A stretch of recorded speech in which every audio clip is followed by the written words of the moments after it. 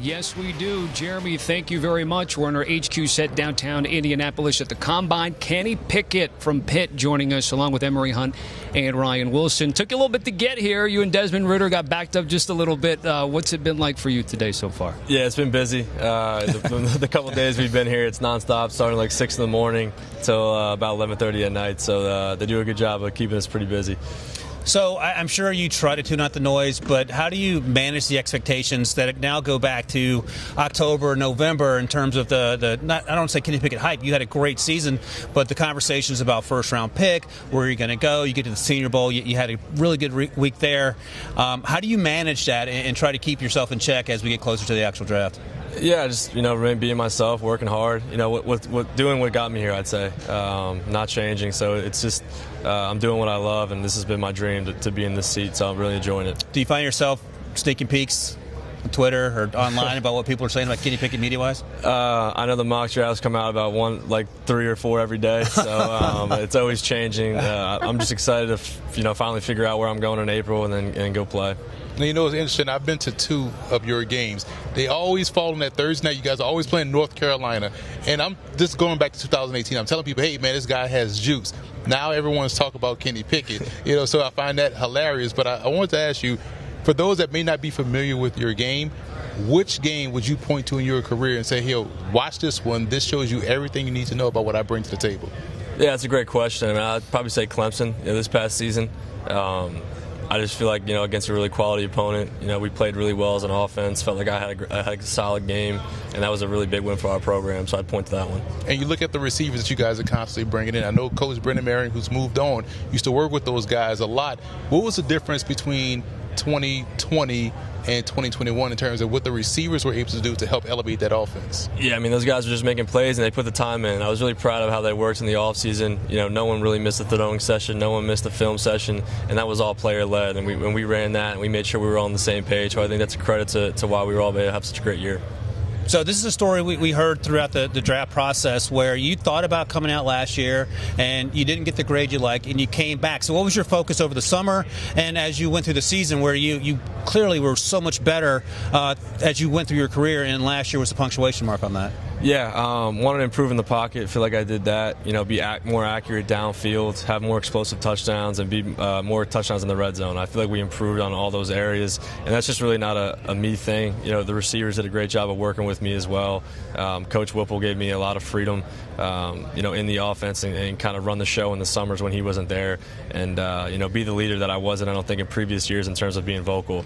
So I think all those things kind of helped formulate a great season for us. Did you accomplish sort of what you set out to? Maybe not in terms of winning every game you wanted to win, but in terms of what you wanted to accomplish coming back and trying to prove yourself? Absolutely. I wasn't where I wanted to be. I wanted to be in this situation in 2020. I was not here, so I needed that extra year to prove that. And adding an ACC championship to that isn't a bad deal. So right.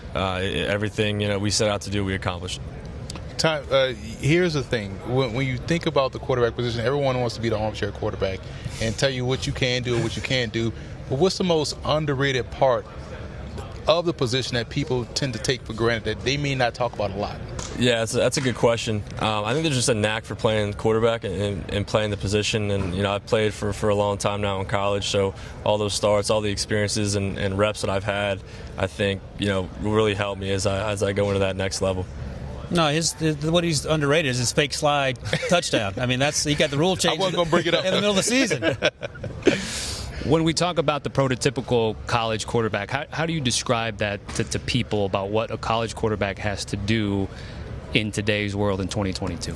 Yeah, that's a good question. There's a lot that goes into it. I don't think there's one little thing I can say that entails what a college quarterback that plays at a really high level has to do. But first, I'd say IQ. You got to understand your offense, understand the defense, and how to attack it. I think accuracy, timing is a big thing. And being mobile. I think the game's changing a little bit at the pro level, too. You're seeing a lot more mobile guys. And obviously in the college level, if you can do both, it just adds more to the offense. Did you do regionals, camps, or anything, too, when you were younger, even before you got to the college game? Yeah. I went to the Rivals camps, the Elite 11 camps, did that whole circuit, did the recruiting circuit, was on the road a lot. Final question for me is 20-hour work week in terms of college. And that's really hard to do to be as successful as you have been. how much of a relief is going to be now to where football is your job, to where you don't have to worry about class and juggle those 20 hours that coaches say, hey, we got 20 hours in. So I know what that's like, but how it is now to be a full-time football player. Yeah, I don't know about those 20 hours. I mean, we're exactly. Yeah, right. But that's just something as a want to, as a player, you have to go do that. Anytime you have a break in classes and you don't have assignments, you're in film, you're in the playbook, whatever you have to do to be successful. But now that this is my job and it's everything I dreamed of, I'm excited to have that freedom of just being at my job and working on football. So I like to ask this question when we have guys up here. Your guy, Jordan Addison, is for real. I enjoyed watching him play. He's only going to get better, so that's going to be fun when he gets to the next level. But in terms of your receivers, your tight ends, who did you look out for on the other side of the ball that you knew you had to know where he was? Whether it was Andrew Booth at Clemson, or maybe Darian Kendrick when he was there the year before, is there someone else that you had to know every single snap where he was lining up? Yeah, I'd go with Booth. Yeah. Teams are asking me, I think, and that whole Clemson defense is really good. I mean, they have guys. No, they got guys on all three levels that can play.